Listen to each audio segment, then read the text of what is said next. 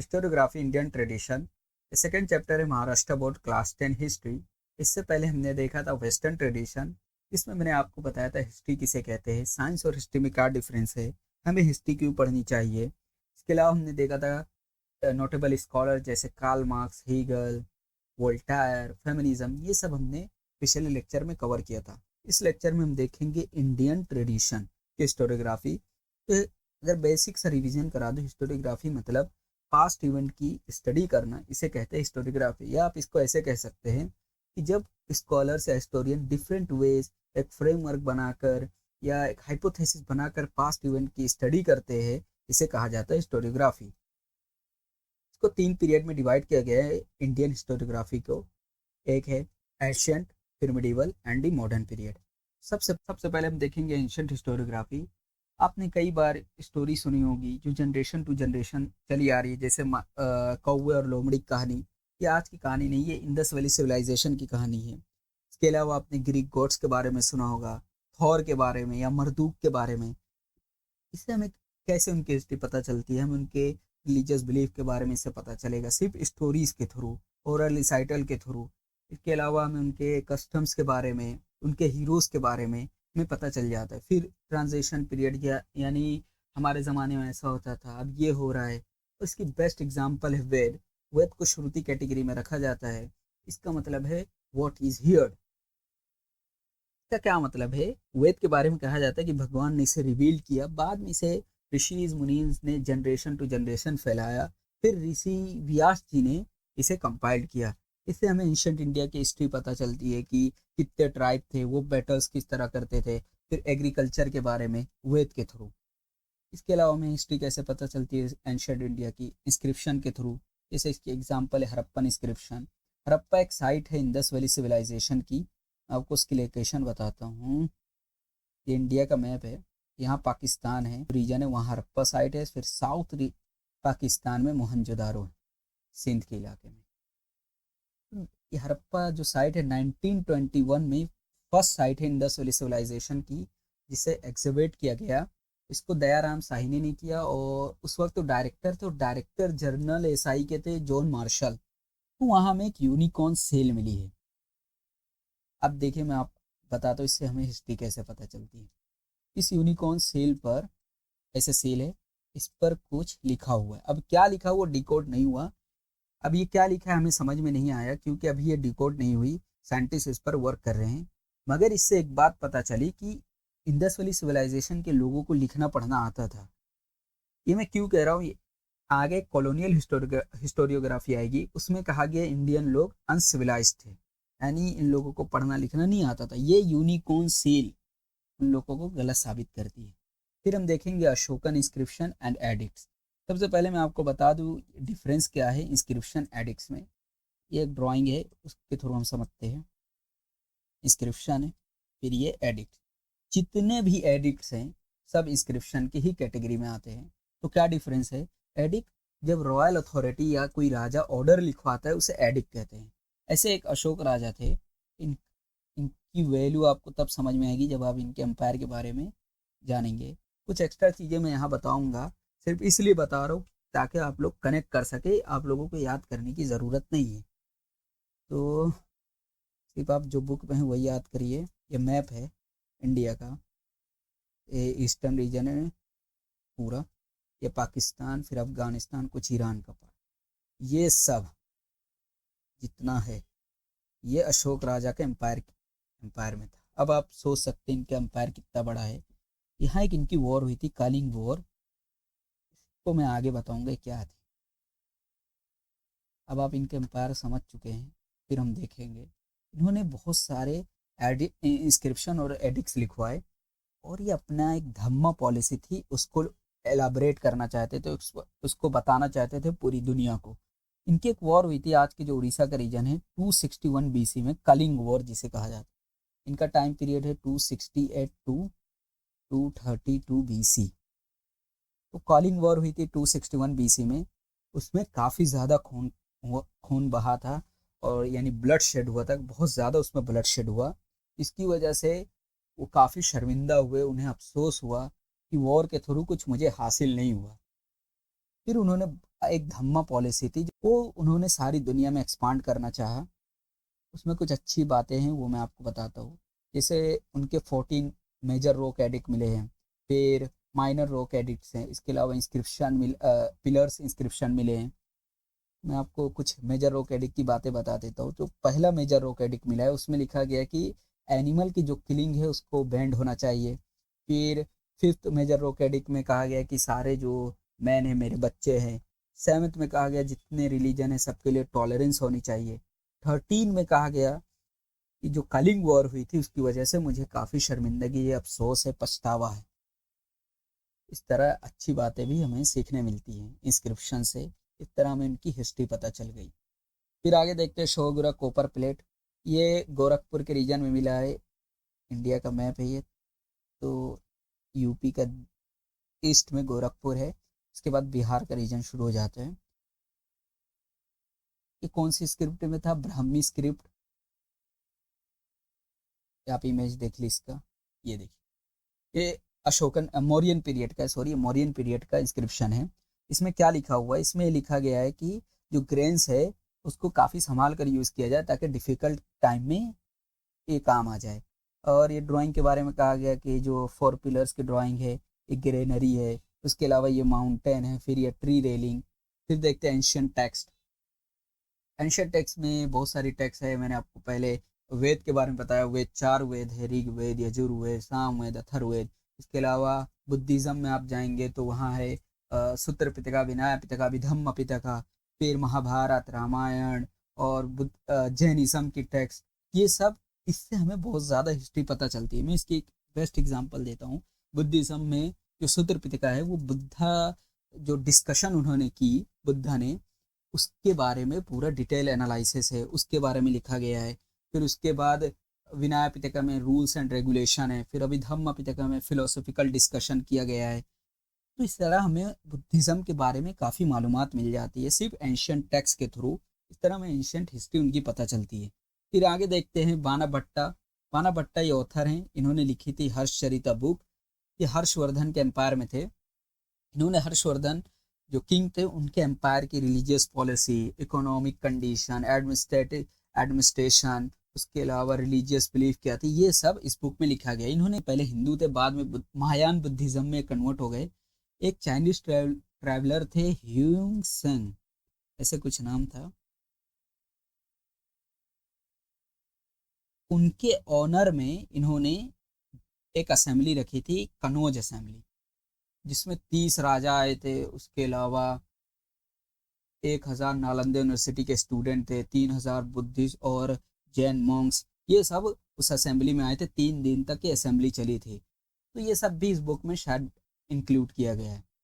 ये हो गया पूरा एंशियंट हिस्टोरियोग्राफी, जिसमें मैंने आपको बताया inscription, Ashokan inscription, Sohgaura copper plate, ancient text, उसके बाद बाणा भट्टा की हर्षचरिता। ये सबसे हमें किस तरह हिस्ट्री पता चलती है। फिर आते हैं मिडिवल पीरियड में। इसमें सबसे पहले देखते हैं कल्हान की बुक राजा तरंगनी के बारे में। कल्हान जो ऑथर हैं ये यहया सिम्हा के टाइम पीरियड में थे। इन्होंने बुक लिखी राजा तरंगनी। तो इन्होंने हिस्ट्री के बारे में क्या बताया कि जब आप हिस्ट्री लिखें तो आप सोर्सेस को क्रिटिकली एग्जामिन करके लिखें। इन्होंने जो इस बुक में इंफॉर्मेशन दी वो बहुत सारे सोर्सेस को एग्जामिन करके लिखा है, जैसे इंस्क्रिप्शन, कॉइन्स, रॉयल रिकॉर्ड्स, ये सब को एग्जामिन करके उन्होंने हिस्ट्री को इंक्लूड किया, हिस्ट्री में उसको इंक्लूड किया है। इस बुक में 7826 वर्सेस है। उसके अलावा ये बुक 8 पार्ट में डिवाइड है। फिर कौन सी लैंग्वेज में बुक लिखी गई? संस्कृत लैंग्वेज। ये सिर्फ आपको समझाने के लिए बता रहा हूँ, ये याद करने की ज़रूरत नहीं है। फिर आगे चलते हैं ज़ियाउद्दीन बरानी।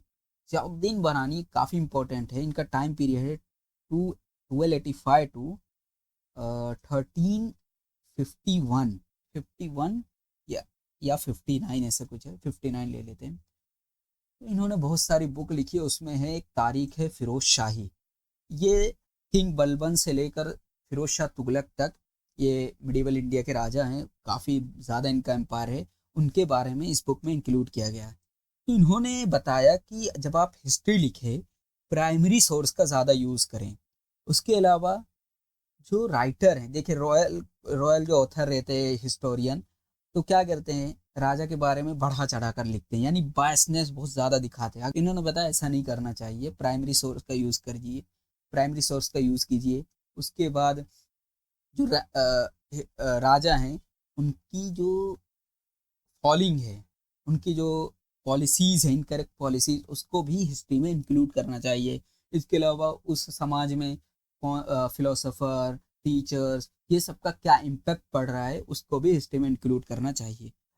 और बताया इन्होंने कि political structure, socio cultural dynamics जो होते हैं, उनको भी फोकस करना चाहिए एम्पायर में। उसके अलावा ये इनको कौटिल्य से कंपेयर किया जाता है, इनके बारे में कहा जाता है कि ये कौटिल्य की तरह थे। जैसे आपको इनकी पॉलिसी के बारे में बता देता हूँ। इन्होंने कहा जो राजा होना चाहिए वो रॉयल फैमिली से होना चाहिए। ये सब उनकी एक अलग थिंकिंग थी। उसके बाद हम देखते हैं तुज़-ए बाबरी, मुगल डायनेस्टी जो थे उसके फाउंडर थे बाबर। इन्होंने अपनी ऑटोबायोग्राफी लिखी थी तुज़-ए बाबरी। देखिए, बायोग्राफी और ऑटोबायोग्राफी में क्या डिफरेंस है। बायोग्राफी मतलब जब किसी इंसान की कोई दूसरा ऑथर या कोई दूसरा इंसान हिस्ट्री लिखता है किसी इंसान के बारे में, उसको कहा जाता है बायोग्राफी। मगर जब वो इंसान खुद अपनी हिस्ट्री लिख रहा है, उसे कहा जाता है ऑटोबायोग्राफी। जैसे बाबर ने अपनी हिस्ट्री लिखी तुज़-ए बाबरी, ये तर्किश लैंग्वेज में थी। इसमें इन्होंने अपने ज़िंदगी के बारे में बताया, इनकी लाइफ कैसी थी, कहाँ ये पैदा हुए, इनके चाचा से किस तरह इनकी बैटल्स हुई थी, ये किस तरह हारे थे। उसके बाद ये इंडिया में कब आए, इंडिया के बारे में इन्होंने काफ़ी डिटेल में बातें बताई, इनकी जो एक्सप्लोरेशन थी उसके बारे में, इसकी कैंपेन के बारे में, फ्लोरा एंड फोना, ये सब इस बुक में इंक्लूड किया गया है। इसकी परसेंट ट्रांसलेशन शायद अकबर बादशाह ने करवाई थी। उसके बाद देखते हैं अबुल फजल, इन्होंने लिखा अकबरनामा। अकबर जो आप जानते हैं मुगल डायनेस्टी के सबसे बड़े बादशाह में से एक थे। इन्होंने बताया जो हिस्ट्री में आप इंक्लूड कीजिए कॉज एंड इफेक्ट, जो किसी इवेंट का कॉज है उसके बारे में आप डिस्क्राइब कीजिए हिस्ट्री में, और बायसनेस मत दिखाइए, यानी किसी एक का पक्ष मत लीजिए। अब मुस्लिम में सिर्फ मुस्लिम का पक्ष मत लीजिए। इसके अलावा फिर देखते हैं अलबैरूनी, इन्होंने लिखी तारीख हिंद। हसन निज़ामी ताजुल मासिर। अमीर खुसरो, ये बुक आपको याद रखना है, ये पूरा जो बुक है और किसने लिखी है, ऑथर और बुक्स। अमीर खुसरो, अमीर खुसरो के बारे में बता दूं, ये जो निज़ामुद्दीन औलिया हैं उनके डिसाइपल थे ये। और तूतिया हिंद इन्होंने लिखी, बहुत सारी इन्होंने बुक लिखी, उसमें तूतिया हिंद बहुत फेमस है, तुगलकनामा फेमस है। और जो आपने सितार सुना होगा, इन्होंने इन्वेंट किया। फिर ख्याल तराना म्यूज़िक ये इन्होंने ही इन्वेंट किया है, अमीर खुसरो ने। फिर तैमूर, इन्होंने तुज़-ए तैमूरी लिखी है। इसके अलावा यहया बिन अहमद सरहिंदी, तारीख़ मुबारक शाही। फिर देखते हैं मराठा हिस्ट्री के लिए काफ़ी इंपॉर्टेंट सोर्स बखर के बारे में। बखर का क्या मीनिंग है, बहुत सारे हिस्टोरियन कहते हैं ये पर्शियन वर्ड खबर से लिया गया है, जिसका मतलब रहता है न्यूज़। बखर का भी मीनिंग है टेल द न्यूज़। और कुछ हिस्टोरियन इससे डिफर भी करते हैं, मगर इसमें क्या इंक्लूड किया जाता है, biography of the prominent person, या किसी बैटल के बारे में, या मराठा हिस्ट्री में जो हीरोज हैं उनको इंक्लूड किया जाता है। इसकी स्क्रिप्ट रहती है मोदी और लैंग्वेज मराठी। बहुत सारी बखर है, हम इसमें से कुछ बखर के बारे में देखते हैं। जैसे सभासद बखर, इसके ऑथर है कृष्णा जी आनंद सभासद। उस वक्त टाइम पीरियड था छत्रपति राजा राम महाराज जी का, जब इन्होंने बखर लिखी थी। इस बखर में क्या इंक्लूड है इसके बारे में थोड़ा मैं आपको बताता हूँ। इसमें छत्रपति शिवाजी महाराज जी के जो ग्रैंड फादर हैं उनके बारे में है। उसके बाद शाइस्ता खान ने जो अटैक किया था पूना पर, और आगरा की विजिट, अफजल खान का एपिसोड, और एक बहुत फेमस ड्रीम है छत्रपति शिवाजी महाराज जी का, जिसमें गॉडेस भवानी आई थी और उन्होंने तलवार दिया था। ये सब इस बखर में इंक्लूड है। उसके बाद देखते हैं भाऊ साहबांची बखर।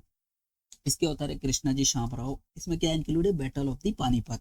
ये आई विटनेस थे बैटल ऑफ द पानीपत के। बैटल ऑफ द पानीपत क्या है, ये मराठा और अफगानिस्तान के जो रूलर हैं अहमद शाह दुर्रानी अब्दाली उन्हें कहा जाता है, उनके दरमियान बैटल हुई थी जिसमें मराठा हार गए थे, और वहाँ से मराठा पावर डिक्रीज होना शुरू हो गई थी।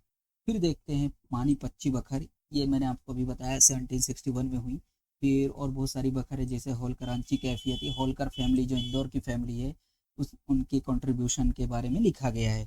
और कुछ बखर है जैसे तंजौर बखर, ये कार्व की गई है, बृहदेश्वर टेम्पल है उसके ऊपर, रूलिंग डायनेस्टी या रूलिंग फैमिली के बारे में इसमें लिखा गया है। इसके अलावा एक शाहू बखर है जिसमें छत्रपति शाहू जी महाराज के बारे में लिखा गया है, किस तरह उन्हें औरंगजेब बादशाह ने कैप्चर किया, बाद में उन्हें मनसबदारी दी गई और उन्हें कब रिलीज़ किया गया, पूरी उनकी लाइफ के बारे में इस बखर में इंक्लूड किया गया। और बहुत सारी बखर है, हम कभी और डील करेंगे उसको।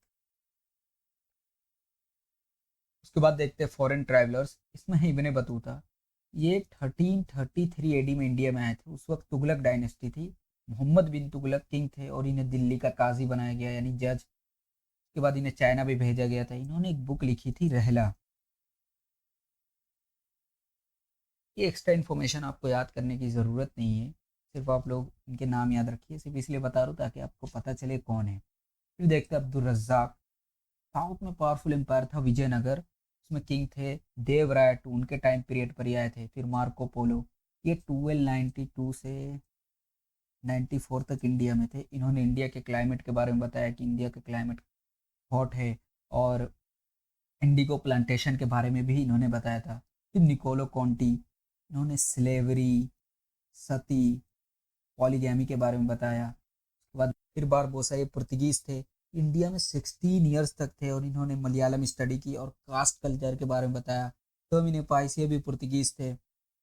ये साउथ के सबसे पावरफुल किंग कृष्ण देव राय के टाइम पीरियड पे आए थे। उन्होंने कृष्ण देव राय के बारे में बताया कि ये परफेक्ट मैन है, और देवदासी सिस्टम के बारे में भी इन्होंने बताया था। फिर देखते हैं कुछ हिस्टोरियन जो औरंगजेब बादशाह के टाइम पे थे। Just 1 minute. उसमें है ईश्वर दास नागर, भीमसेन सक्सेना, काफी खान, इनकी बुक है मुंतखबुल्लुबाब। फिर निकोलो मनुशी, इनके जो अकाउंट्स है मुगल हिस्ट्री के लिए काफ़ी इंपॉर्टेंट है। इसके बाद फिर हम आगे चलते हैं। इसके बाद हम देखते हैं मॉडर्न हिस्टोरियोग्राफी। इसमें है आर्कियोलॉजिकल एक्सकवेशन, इससे कैसे हमें हिस्ट्री पता चलती है। इस इंडस वैली सिविलाइजेशन की कई साइट हैं जो इस टाइम पर जिसे एक्सकवेशन किया गया उसमें आर्टिफैक्ट्स मिले। मोहनजोदारो, हड़प्पा, ये सब में बहुत सारी ऐसी चीज़ें मिली हैं जिसकी वजह से हमें उनकी हिस्ट्री के बारे में पता चलता है। तो अलेक्जेंडर कनिंघम कौन थे? 1861 में एसआई के फर्स्ट डायरेक्टर जनरल इन्हें बनाया गया। इंडिया में आए थे शायद 1853 में। इन्होंने जो चाइनीज ट्रैवलर मैंने आपको पहले बताया था, हर्षवर्धन ने जिनके ऑनर में एक असेंबली रखी थी, उनकी एक टेक्स्ट है पोफेटोडो के बारे में कहा है। दरअसल कोई और नहीं, हड़प्पन साइट, ये हड़प्पा है। इस तरह उन्होंने इसको खोजा था। फिर सर जॉन मार्शल के बारे में बताता हूँ। ये भी एएसआई के डायरेक्टर जनरल थे जब दयाराम साहनी ने हड़प्पन की साइट को एक्सिबिट करना शुरू किया। फिर जेम्स मिल काफ़ी इंपॉर्टेंट है। जेम्स मिल, इन्होंने लिखा है history of the British India 1817। दरअसल ये इंडिया में कभी आए नहीं थे और इन्होंने 3 पीरियड में इंडियन हिस्ट्री को डिवाइड किया है। देखिए कैसे डिवाइड करते इंडियन लोगों को, हिंदू, फिर मुस्लिम, उसके बाद ब्रिटिश एम्पायर। इन्होंने क्रिश्चियन नहीं लिखा, ब्रिटिश एम्पायर किया। हिंदू, मुस्लिम, एंडी, ब्रिटिश एम्पायर, ब्रिटिश। ये कभी इंडिया आए नहीं थे और इन्होंने इंडिया के बारे में ऐसी ऐसी बात कही है आप सोच भी नहीं सकते। जैसे कहा इंडियन लोग बारबेरिक हैं, इनके अंदर इतनी काबिलियत नहीं है कि अपनी हुकूमत कर सके, अपनी गवर्नमेंट बना सके।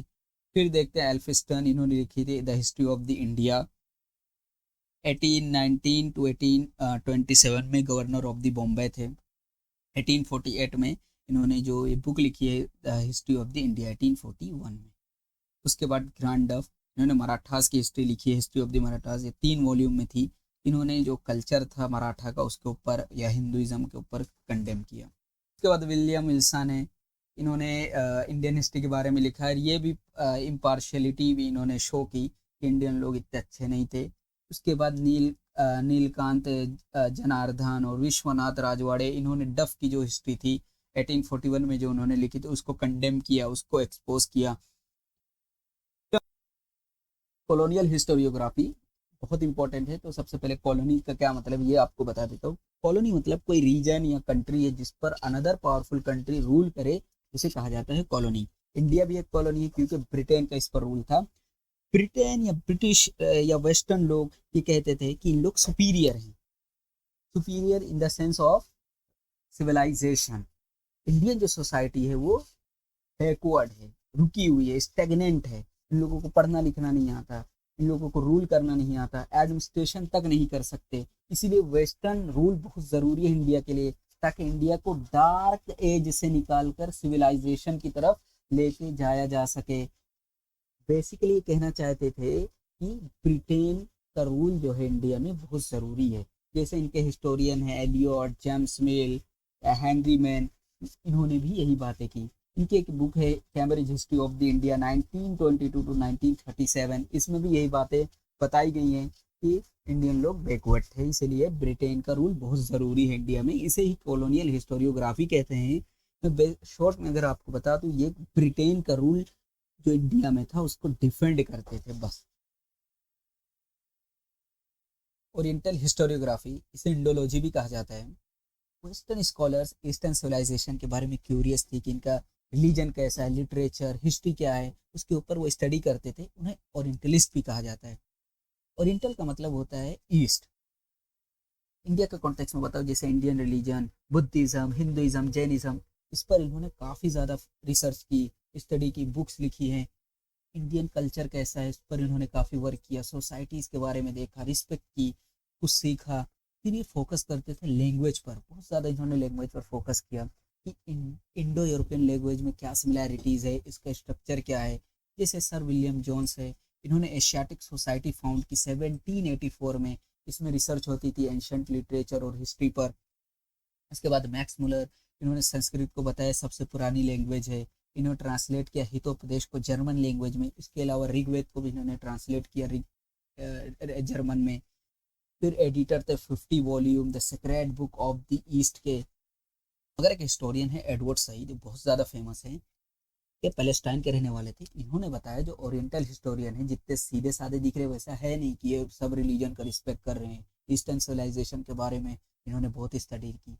दरअसल इनका एक सीक्रेट एम्बिशन है, और वो क्या है, बेसिकली वो चाहते थे कि जब आप ईस्टर्न सिविलाइजेशन की हिस्ट्री पढ़ो तो इनके पॉइंट ऑफ व्यू से पढ़ो, इनकी आंखों से देखो, अपना दिमाग मत लगाओ। ये इन्होंने जो दिखा दिया वही देखो। फिर हम देखते हैं नेशनलिस्ट हिस्टोरियोग्राफी। इस स्कूल का जो एम था, नेशनलिज्म प्रमोट करना, फिर यूनिफाई करना लोगों को, इंडियन लोगों को, सेल्फ स्टीम, ग्लोरिफिकेशन पास्ट पर करना। इसका क्या मतलब है, दरअसल जो मिडिल क्लास था काफ़ी ब्रिटिश से प्रभावित था, इन्फ्लुएंस था। तो ये जो हिस्टोरियन थे ये कहते थे भाई ऐसा नहीं, जैसा ब्रिटिश दिख रहे वैसा नहीं है।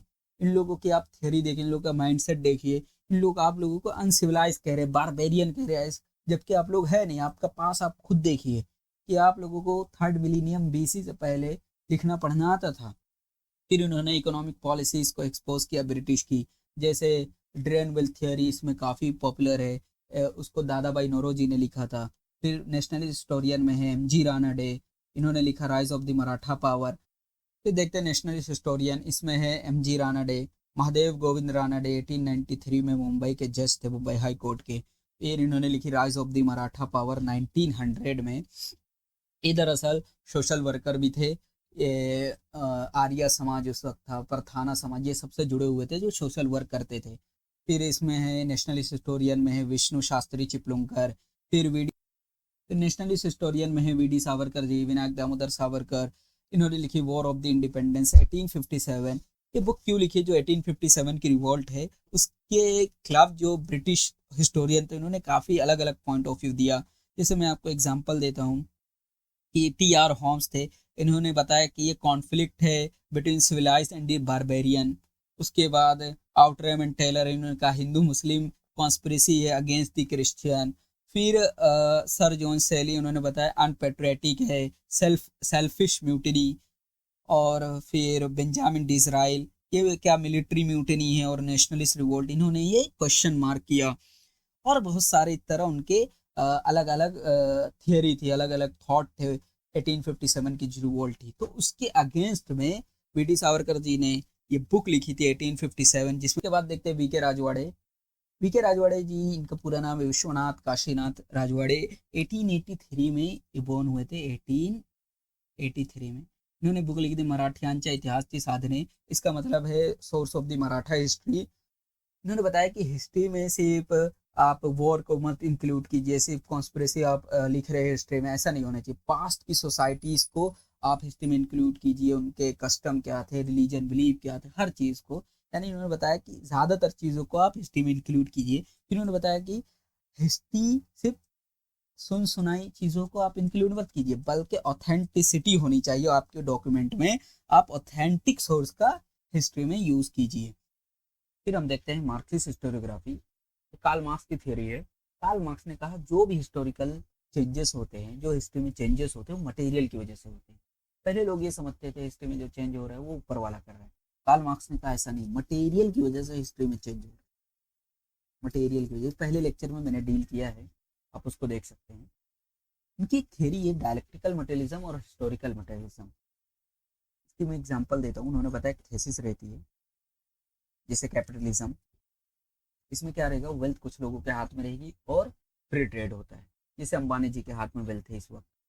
फिर इसकी एंटी थेसिस, जो अपोजिट में इसके थेसिस है, एंटी थेसिस कौन सी है, सोशलिज्म।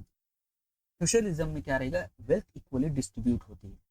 फिर इन दोनों को मिलाकर सिंथेसिस बनती है। फिर ऐसे ही चलता रहता है। सिंथेसिस का एग्जांपल क्या है, मिक्स्ड इकोनॉमी, जिसमें फ्री ट्रेड भी होगा और वेल्थ इक्वली डिस्ट्रीब्यूट भी होगा। आजकल यही प्रेवलेंट है पूरी दुनिया में।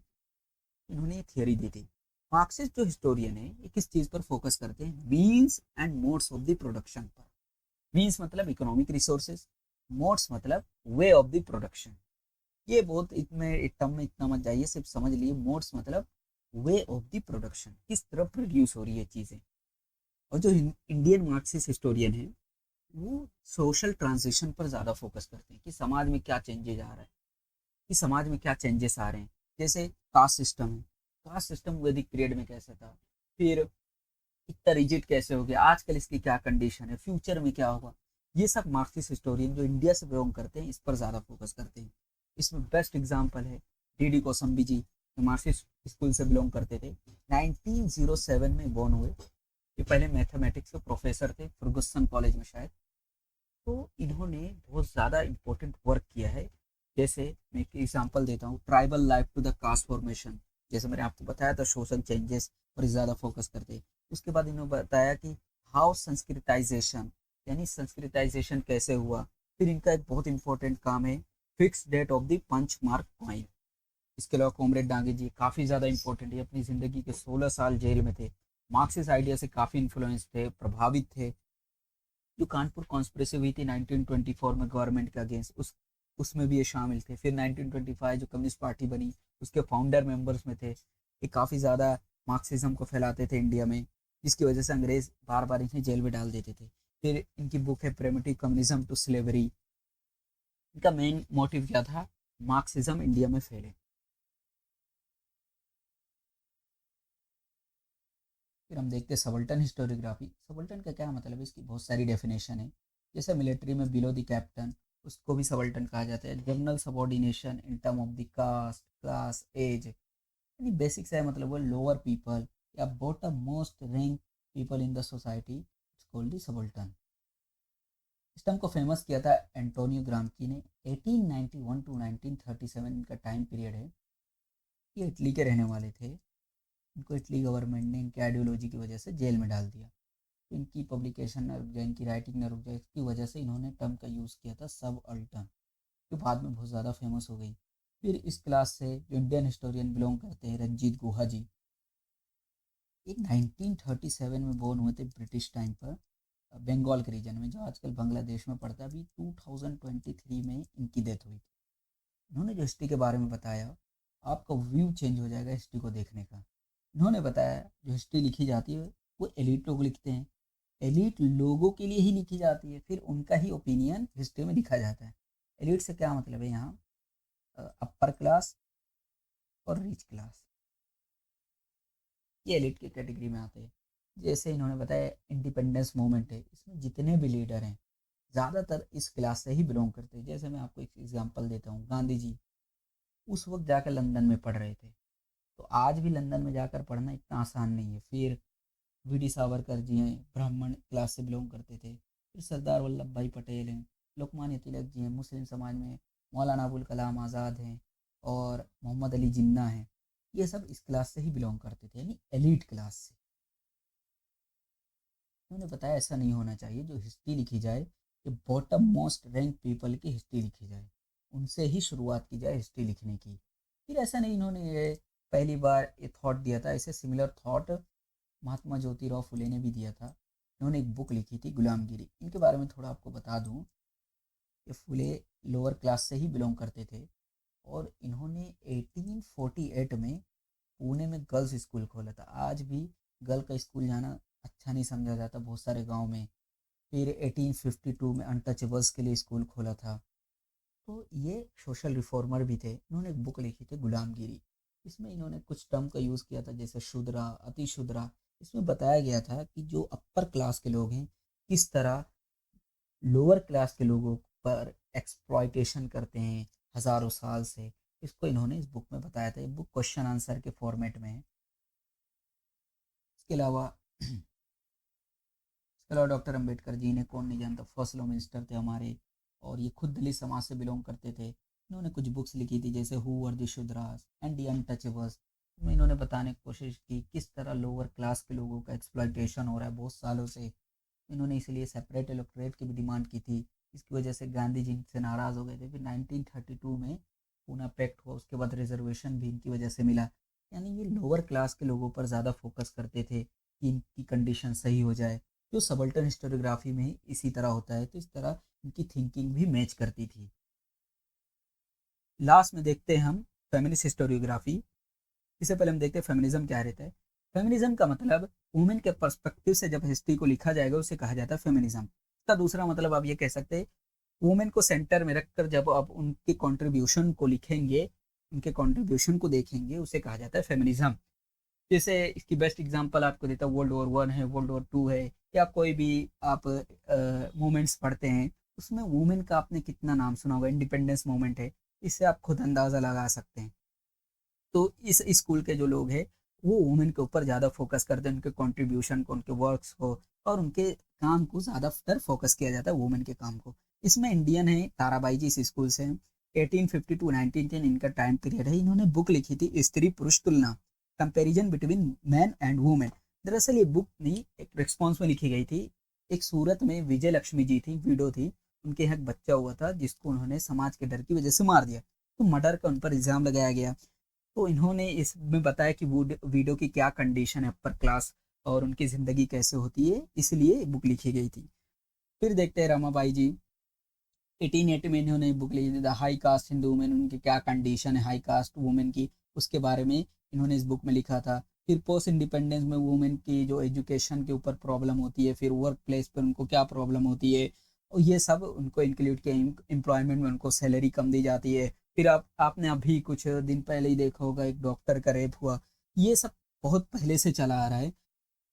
इसके अलावा देखते हैं मीरा कौसम्बी जी, जिन्होंने लिखी थी क्रॉसिंग थ्रेशोल्ड, फेमिनिस्ट ऐसे इन सोशल हिस्ट्री। इसमें इन्होंने डॉक्टर रमाबाई, डॉक्टर रुकमबाई जो फर्स्ट लेडी प्रैक्टिसिंग डॉक्टर थी इंडिया की, उनके स्टोरीज को इंक्लूड किया गया है। फिर दलित वुमेन के ऊपर काफ़ी लिखा गया। महाराष्ट्र की जो कंडीशन थी दलित वुमेन की, उनके व्यू पॉइंट ऑफ से लिखा गया है। जैसे डॉक्टर शर्मिला रेजेस इनके ऑटोबायोग्राफी में है, राइटिंग कास्ट, राइटिंग जेंडर, फिर रीडिंग दलित वुमेन टेस्टिमनीज, ये इंक्लूड किया गया है। इसके अलावा कुछ हिस्टोरियन है जो पर्टिकुलर स्कूल से बिलोंग नहीं करते थे। जैसे उसमें है जादूनाथ सरकार जी, सुरेंद्र नाथ सेन, रियासतकार, जय सरदेसाई, त्रियंबक शंकर, सेजवालकर, ये सब इसमें इंक्लूड हैं। जो जो रियासतकार हैं, दरअसल इनका टाइटल है, लोग इन्हें रियासतकार कहकर बुलाते थे। इनका असल नाम था शाखाराम सरदेसाई।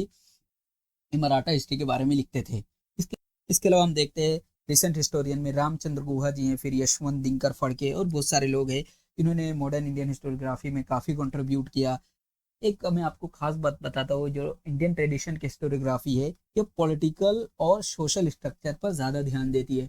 जैसा कि मैंने आपको पहले बताया था, रंजीत गुहा जी, और फिर महात्मा ज्योतिराव फुले, डॉक्टर अंबेडकर, ये सब ने क्या किया था, ये सोशल चीज़ों को ज़्यादा वैल्यू देते थे कि समाज तरक्की करे। इस तरह हमारा पहला लेक्चर ख़त्म होता है।